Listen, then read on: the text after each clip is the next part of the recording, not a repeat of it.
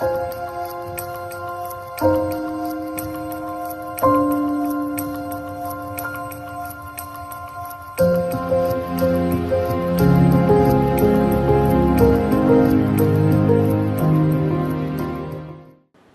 కొరకు నువ్వు ఎవరైతే సద్భక్తితో బ్రతక నిర్దేశించు వాళ్ళందరూ కూడా హింస పొందుతారు.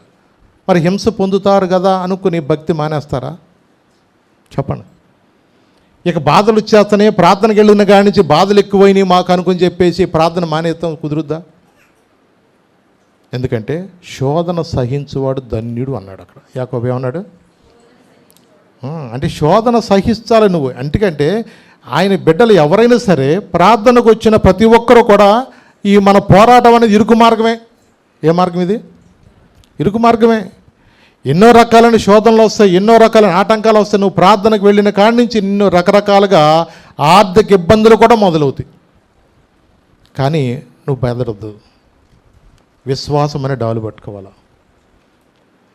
నిజమే. ఎందుకంటే ఈ పోరాటము ఒక్క రోజుతో ఉండేది కాదండు. నీ ఊపిరున్నంత వరకు ఉంటుంది. ఎప్పటి వరకు ఉంటుంది తెలుసా? నీ ఊపిరున్నంత వరకు ఉంటుంది.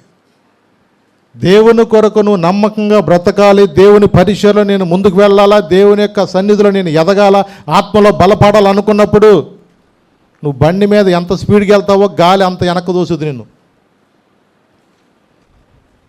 బతికిన జాప నీళ్ళకి ఎదురెళ్ళినట్టుగా సమస్యలనే సుడిగుండాలు నీ మీద వచ్చినప్పుడు నువ్వెప్పుడూ కూడా అదరవు బెదరవు. ఎందుకంటే జయించిన వాడు ఆయన నీలో ఉన్నాడు. హల్లెలూయా. ఆయన నీలో ఉన్నాడు. ఎందుకంటే మీలో ఉన్నవాడు ఈ లోకంలో ఉన్నవానికన్నా. అందుకనే నువ్వు వాడిని ఎదిరించాలంటే నీలో విశ్వాసం అనే రక్షణ మరి సమీపముగా ఉన్నది. ఈ రోజున కాలము నెరిగి ఈ రోజున టైం దగ్గరికి వచ్చేసింది. అంత్యదినంలో మనం ఉన్నాము. అందుకని వాడికి సమయం కొద్ది అర్థమైపోయింది వాడికి. అందుకని ఎక్కడ చూసినా యుద్ధాలు, ఎక్కడ చూసినా యాక్సిడెంట్లు, ఎక్కడ చూసినా రకరకాల ఆటంకాలు పెడుతూ అనేక మందిని వాడు నష్టపరుస్తున్న ఈ కాలంలో నువ్వు మెలకు కలిగి ఉండాలి. ఏదో ఇప్పటి కాలపు శ్రమలు ఎన్నదగినవి కావన్నాడు. ఏదో వస్తూ ఉంటాయి, శోధన వస్తాయి. కానీ వాటన్నిటి నుంచి పంపించిన వాడికి తెలుసు. శోధన నీ మీదకి వచ్చిందన్న సంగతి ఆయనకి తెలుసు. నీకు మీద ఎన్నో పోరాటాలు, నీ మీద ఎన్నో తంత్రాలు, ఎన్నో రకరకాలైన ఆటంకాలు నీ మీద వస్తున్నాయని నీ తండ్రికి అన్నీ తెలుసు. మరి దూరం నుంచి కూడా ఆయన కనిపెడుతూ ఉంటాడు.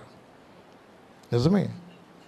ఒక వ్యక్తిగా, ఒక తండ్రిగా మనం ఎప్పుడూ కూడా మన బిడ్డలకి నా కొడుకు కష్టమే రాకూడదు అనుకుంటే వాడు ఫెయిల్ అయిపోతాడు. నా కొడుకు కష్టపడకూడదంటే ఆడు ఎక్కడ పనిచేయడేకాడు.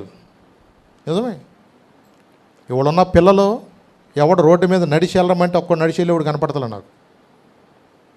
ఆ చిన్నప్పుడు చూస్తే ఎవడు చూసినా నడిచి వెళ్ళేవాడు. వాళ్ళు అందుకని ఇప్పుడు 100 ఏళ్ళు అయినా రోడ్డు మీద ఇంకా అటు ఇటు నడుపుతాను, కర్రసుగా నడుపుతున్నారు. ఇప్పుడు బ్యాచ్ నడవలేరట. ఎందుకు? 4 అడుగులు నడవమంటే బండి ఉంటేనే బయటికి వెళ్తున్నారు తప్ప బండి లేకపోతే ఇవాళ బయటికి వెళ్ళేవాళ్ళు లేడు. ఇవాళ మన పిల్లల్ని అట్లా తయారు చేసాం ఇవాళ. నిజమే. అంటే ఈ రోజున కష్టపడటానికి ఎవరు ఇష్టపడతలా. చాలా సౌఖ్యాలు ఎక్కువైపోయినాయి ఈ రోజున ఉన్న పరిస్థితులు బట్టి. ఈ రోజున అందుకనే వాళ్ళు తట్టుకోలేరు. కొంచెం ఎండ ఎక్కువైనా వాళ్ళు తట్టుకోలేరు. కొంచెం ఎక్కడైనా ఏదైనా కష్టపడి పని చేయమన్నా వాళ్ళు చేయలేరు. ఏదైనా కొంచెం నిద్ర కాయాలన్నా కాయలేరు వాళ్ళు. ఈ రోజున ఉన్న పరిస్థితులు బట్టి వాళ్ళకి కష్టం విలువ తెలవకోకుండా పిల్లలు పెంచడం బట్టి వాళ్ళకి అర్థం కావట్లేదు. అందుకనే వాళ్ళకి త్వరగా డిసీజ్ కూడా అటాక్ అవుతున్నాయి వాళ్ళకి. అవునండి. ఎప్పుడైతే ఒకళ్ళు బాగా పని చేసుకునే వ్యక్తికి వాడికి ఎన్నో రకాల శోధనలు వచ్చినా, మీరు చూడండి రోడ్ల ప్రక్కన కొంతమంది గుడిసెలు వేసుకుని వాళ్ళు చెట్ల కింద ఉంటారు. మండు టెండ్ అయినా ఎంత అయినా సరే. నిజమే. వాడికి ఏం పట్టించుకోడు. ఎండ అయినా ఉండదు, వాడికి ఏం ఉండదు. అందుకని చిన్నపిల్లలు కొంతమంది చూడండి, మా చిన్నప్పుడు మిట్ట మధ్యాహ్నం కూడా లెక్కలేకోకుండా ముంజికాయలకి ఇంకా శీతమ్మకాయలు అయినా సరే యాసకాలం వచ్చిందంటే అసలు వెళ్ళేవాడు. అంటే టెక్నాలజీ మారిపోతుంది ఈ రోజున. ప్రజలకు అన్నీ అందుబాటులో వచ్చేస్తుంది ఈ రోజున. నిజమే. ఈ రోజున మన యొక్క జీవితంలో ఎన్ని యుద్ధాలు, ఎన్ని పోరాటాలు గుండా ఈ రోజున మనం వెళ్ళాలి తెలుసా? అవునండి. ఈ దుర్దినాలు అన్నాడు వీటిని భక్తుడు. అందుకని ఏ దినాలంటివి?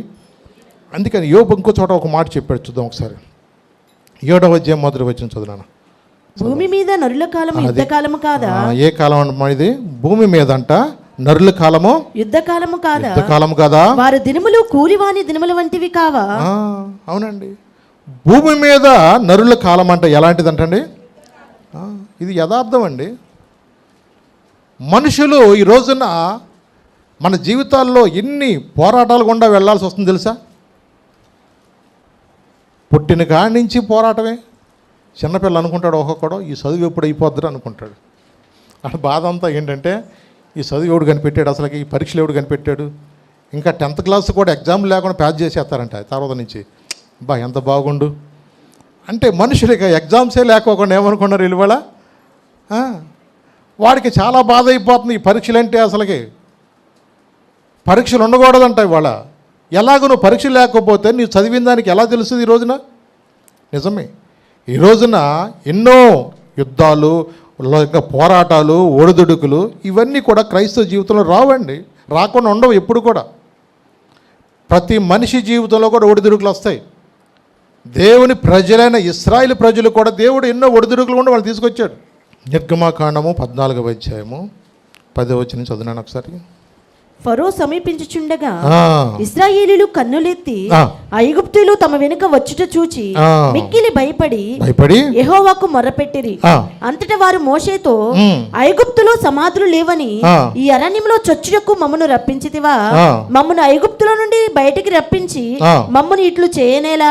మా జోలికి రావద్దు, ఐగుప్తీయులకు దాసులు మగుదుమని ఐగుప్తులో మేము నీతో చెప్పిన మాట ఇదే కదా.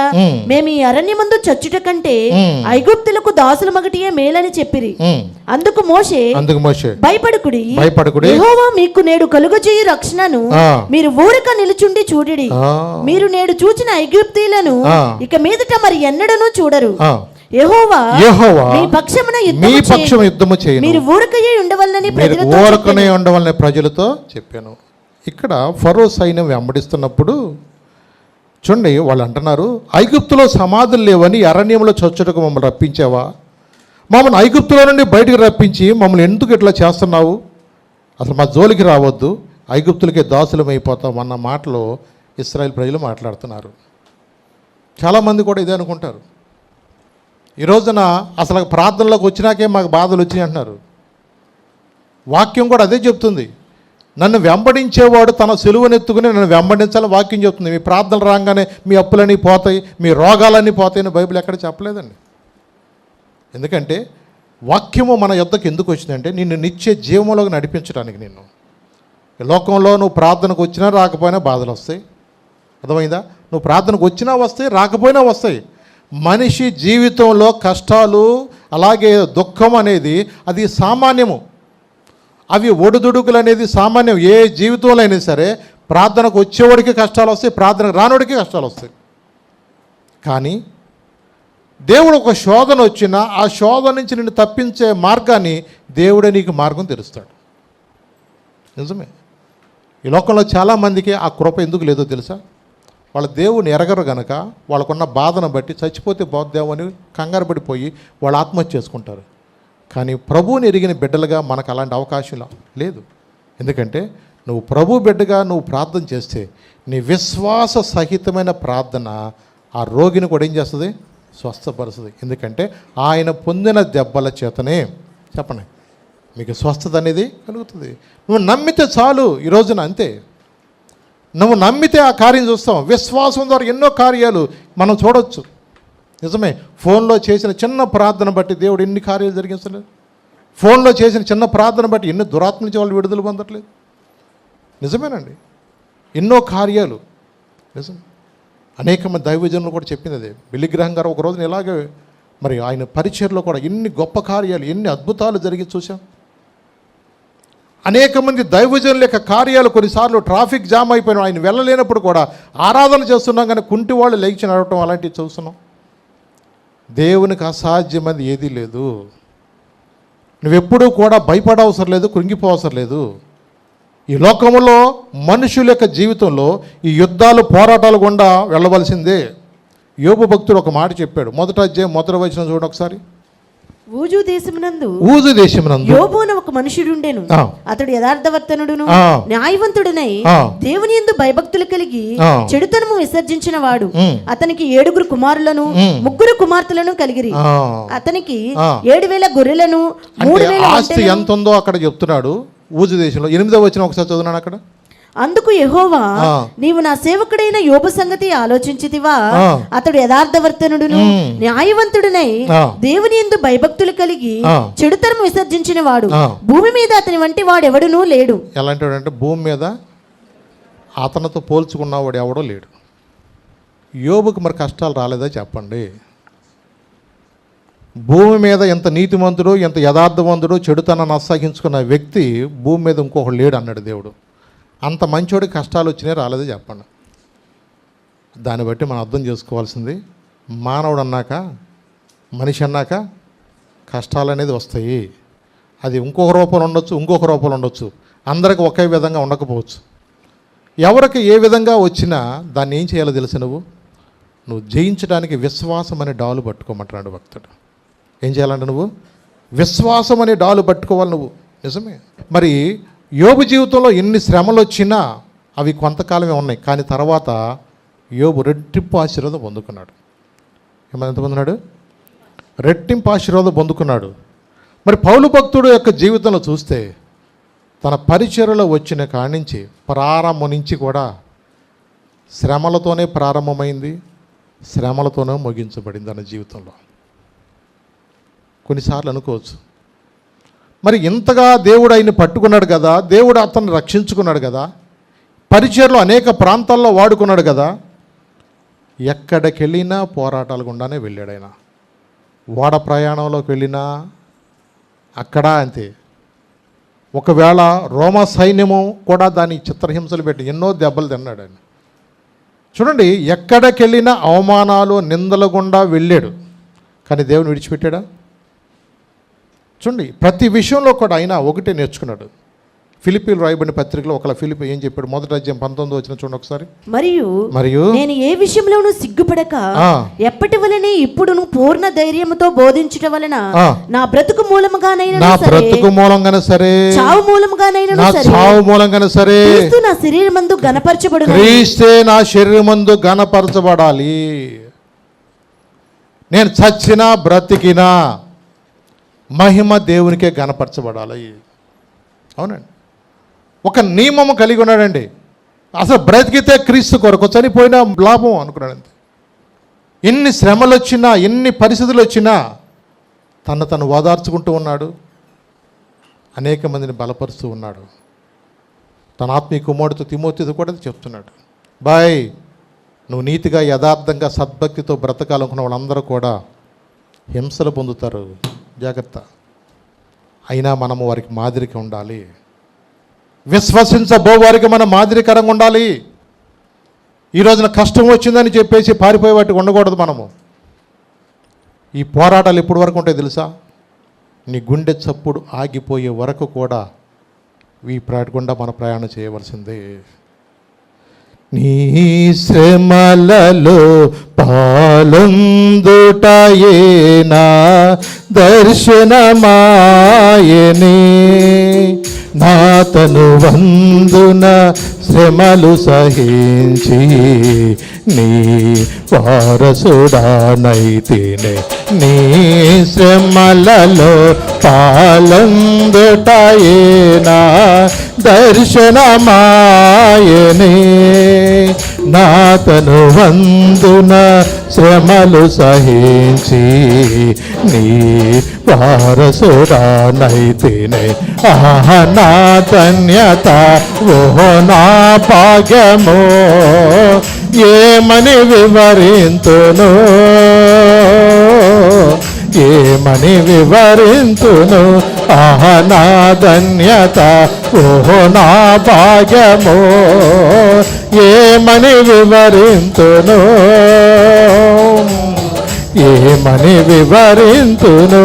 నేనెందుకని నీ సొత్తుగా మారితిని, యేసయ్యా నీ రక్తమోచే అడుగబడినందున నీ అనాది ప్రణాళికలో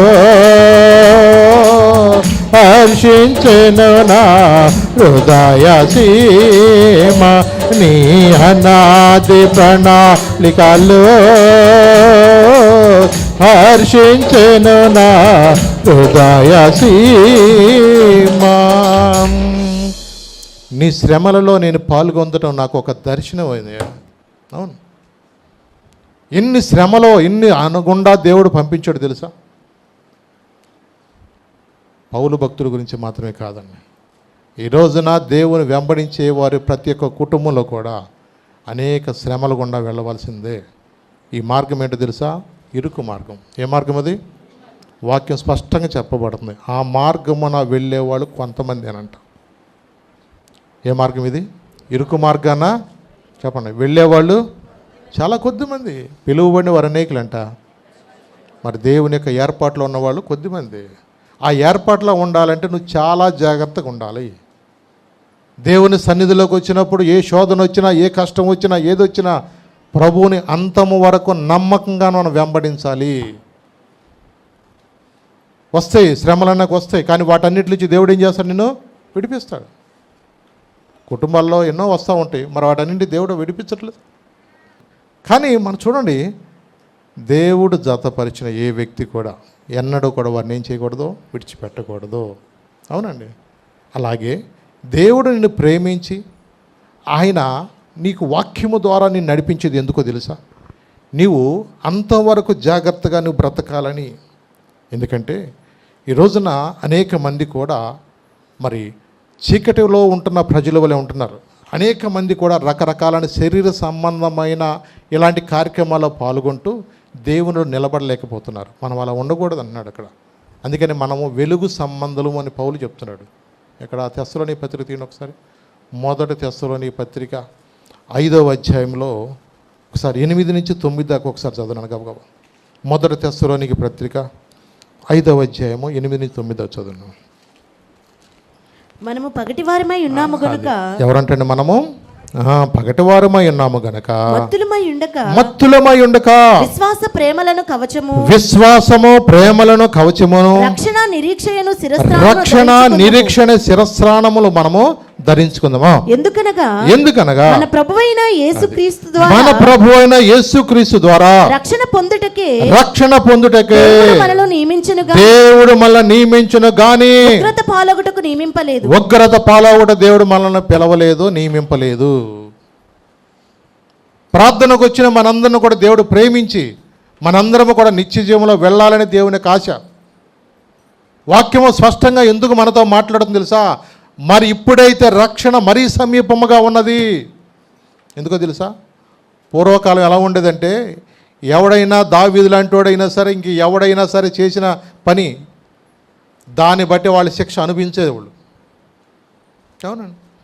అహాబు రాజు కూడా ఎప్పుడైతే నాబోతు ద్రాక్ష తోటని తీసేసుకున్నప్పుడు మరి దేవుడు సేవకుని పంపించాడు. ఏ స్థలం మంది అయితే నాబోతు రక్తం కుక్కలు నాకినాయో అదే స్థలంలో నీ రక్తం కూడా కుక్కలు నాకుతేనే చెప్పాడా? ఆయన భయపడి ఏం చేశాడు తెలుసా? ప్రార్థన చేశాడంట. ఉపవాసం ఉండి ప్రార్థన చేశాడు.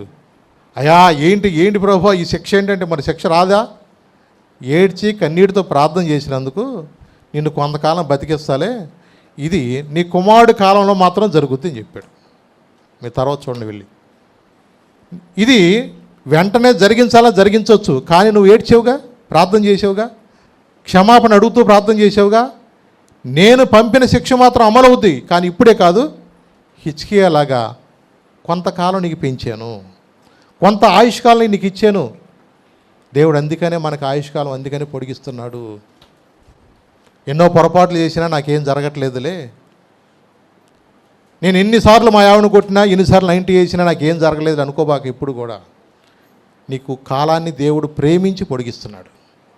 హిజ్కియాకి దేవుడు ఎక్స్టెన్షన్ పీరియడ్ ఇచ్చినట్లుగా దేవుడు ఆహాబు కాలంలో కొంతకాలము దేవుడు ఆ శిక్షను ఆపినట్టుగా, మరి ఆ కాలంలో అయితే శిక్షలు జరిగినాయి. దావీదు అన్నాడు, నువ్వు ఇది రహస్యంగా చేసావు కానీ పట్టపగల నీ ఇంటి ఎట్లాంటి ఘోరమైన జరుగుతుంది అన్నాడు. జరిగినాయి. ఆహాబు విషయంలో జరగలేదా? కానీ దేవుడి ప్రేమించి ఈ కృపాకాలంలో దేవుడు ఏమన్నా తెలుసా, ప్రతి ఘోర పాపమును కడుగును మన యేసయ్యా రక్తము, ప్రతి ఘోర పాపమును కడుగును మన యేసయ్యా రక్తము, బహుగములో మునిగెనే రక్తముగా మారెనే, బహు దుఃఖములో మునిగెనే రక్తముగా మారెనే, యేసు రక్తము రక్తము రక్తము, యేసు రక్తము రక్తము రక్తము, అమూల్యమైన రక్తము, నిష్కళంకమైన రక్తము, అమూల్యమైన రక్తము, నిష్కళంకమైన రక్తము, యేసు రక్తము రక్తము రక్తము, యేసు రక్తము రక్తము రక్తము. ప్రతి ఘోరమైన పాపిని కూడా క్షమించే ఈ కృపాకాలంలో మనం ఉన్నాము. అవునండి, దేవుడు అందుకనే లోబడంలో ప్రజల కొరకు దినమెల్లా చేతులు చాపుతున్నాడు. నువ్వు ఎన్నిసార్లు పొరపాటు చేస్తున్నా, వాక్యం విని కూడా పొరపాటు చేస్తున్నా, దేవుడు నీతోనే మాట్లాడుతున్నా, నీ ఇష్టానుసారం నువ్వు జీవిస్తున్నా, దేవుడు నిన్ను ఎందుకు ప్రేమిస్తున్నాడు తెలుసా? దేవుడు నిన్ను ప్రేమించి నీ యొక్క ఆయుష్కాలను ఎందుకు పొడిగిస్తున్నాడంటే ఆయన ఇంకా ఒక తండ్రిని మించిన ప్రేమ నీ ఎందుకు చూపిస్తున్నాడు. ఇంకొక చోట ఇదివరకు ఏముంది రాయబడిందంటే సామెతల్లో, ఎన్నిసార్లు గద్దించినంట లోబడినాడు హఠాత్తు చచ్చిపోతాడు అంతే. ఎందుకంటే వాక్యం యథార్థం. దేవుడు మన తరుణాలు ఇస్తున్నాడు, దేవుడిచ్చిన అవకాశం సద్వినియోగం చేసుకోవాలి. నేను బాగు చేసింది ఎందుకో తెలుసా? మళ్ళీ ఫోన్ ఎంక చూడతామని కాదు. నేను స్వస్థపరిచింది ఎందుకంటే నీ ఇష్టానుసారం నేను బ్రతకడానికి కాదు. దేవుడు నీకు ఈ కృపాకాలంలో దేవుడు ఎన్నో తరుణాలకి ఇచ్చాడు. సావు బతుకుల్లోకి వెళ్ళిపోయి నిన్ను మళ్ళా ప్రేమించి ఆయన సన్నిధిలో నిన్ను కూర్చోబెట్టి నీతో మాట్లాడుతానంటే ఏంటో తెలుసా? నువ్వు ఆయన ఇచ్చిన సమయాన్ని నువ్వు సద్వినియోగం చేసుకోవాలి. రేపేం సవరణ జరుగుద్దో మనకు తెలియదు, రేపు పరిస్థితి ఎలా ఉండదో తెలియదు. కాలము నెరిగి నువ్వు జాగ్రత్తగా ఉండాలా. దేవుడు నీకు ఇచ్చిన సమయాన్ని సద్వినియోగం చేసుకోవాలా. అవునండి, మరి ఆ దినమందు 6 లక్షల మంది ప్రజలు, యోధులు, 40 లక్షల మంది ప్రజలు ఐగుప్తు నుంచి విడిపించబడ్డారు కదా. 6 లక్షల సైన్యములో ఎంతమంది మరి వెళ్ళారు కానానుకి? ఇద్దరే. 6 లక్షల సైన్యములో ఇద్దరే వెళ్ళారు. ఎవరు వాళ్ళు? కాలేబు యెహోషువలు మాత్రమే వెళ్ళారు, ఇద్దరే. ఇంకా తర్వాత 20 సంవత్సరాలు తక్కువ ప్రాయం ఉన్నవాళ్ళు వెళ్ళారు తప్ప 6 లక్షల ప్రజల్లో ఇద్దరు వెళ్ళటం ఏంటి చెప్పండి? ఎంత ఫిల్టరేషన్ ఉందో చూసారా? విశ్వాసము ద్వారా మాత్రమే వాళ్ళు వెళ్ళగలిగారు. 10 గోత్రాలు వాళ్ళు మాత్రం నమ్మలేదు. దాన్ని బట్టి వాళ్ళు అరణ్యంలోనే రాలిపోయారు. ఈ రోజున వాక్యం వింటున్న నీ జీవితంలో, నా జీవితంలో ఎంతో శ్రద్ధగా వాక్యం వింటున్నాము, ఉపవాస ప్రార్థనలు చేస్తున్నాము, నెల నెల క్రమం తప్పకుండా కూడా మనము నీకు ఇచ్చిన దశంభాగాలు కూడా దేవునికి ఇస్తున్నాము. దేవుడు దాన్ని బట్టి సంతోషిస్తాడా? నిజమేనండి. ఈ రోజున మనము నువ్వు ఎంతగా నువ్వు ప్రార్థన చేసినా నువ్వు ఒకటి గుర్తుంచుకోవాలి. ఈ లోకంలో ఎన్నో టైం నీకు అర్థమవుతుంది. ఈ అంత్య దినంలో ఉన్న సంగతి మనకు అర్థమవుతుంది. దేవుడు రాకడ సూచనలు, యుద్ధాల గురించి, కరువులు, భూకంపాల గురించి దేవుడు ముందుగా చెప్పినట్లు ఇవన్నీ జరుగుతున్నప్పుడు నువ్వు కాలమని ఎరిగి నువ్వు దేవుని యొక్క రాకడ దినాలు సమీపిస్తని చెప్పి దేవుడు మరీ సమీపముగా రక్షణ నీ కొరకు సిద్ధపరిచాడు. రక్షణ మరీ సమీపంగా ఉన్నది ఈరోజు. అందుకని నేడే రక్షణ, నేడే అనుకూల సమయము, రేపు కాదు. నిజమే. ఈ రోజున దేవుని సన్నిధిలో మనమందరము కూడా ఎంతమంది దేవుని యొక్క రాజ్యాన్ని వెళ్ళగలుగుతున్నాం? పిలువబడిన గుంపులో నువ్వు ఉన్నావా? విడవబడిన గుంపులో నీవు ఉన్నావా? చూడండి, అక్కడ పిలువబడిన గుంపులో నువ్వు ఉన్నావా? నువ్వు ఏర్పరచబడిన గుంపులో నీవు ఉన్నావా? ఈ రోజున దేవుడు ప్రేమించి మనతో మాట్లాడుతున్నాడు ఈరోజు. నిజమే. అందుకని దేవుని యొక్క రాకడ దినాల గురించి దేవుడు చెప్తున్నాడు. మళ్ళా చూద్దాం. రోమీయులకు రాయబడిన పత్రిక 13వ అధ్యాయము 11వ వచనం చదువును ఒకసారి. మరియు మీరు కాలము నెరిగి నిద్ర మేలుకొని వేళ అయినదని తెలుసుకుని అలాగు చేయడం. మనము విశ్వాసులమైనప్పటికంటే ఇప్పుడు రక్షణ మరి సమీపముగా ఉన్నది. రాత్రి చాలా గడిచి పగలు సమీపముగా ఉన్నది కనుక మనము అంధకార క్రియలను ఏం విడిచిపెట్టాలంటండి? అంధకార క్రియలను విసర్జించి తేజస్ సంబంధమైన యుద్ధోపకరణములు ధరించుకుందాము. లోకంలో ఇంకా అల్లరితో కూడిన ఆటపాటల్లో ఉంటున్నారు.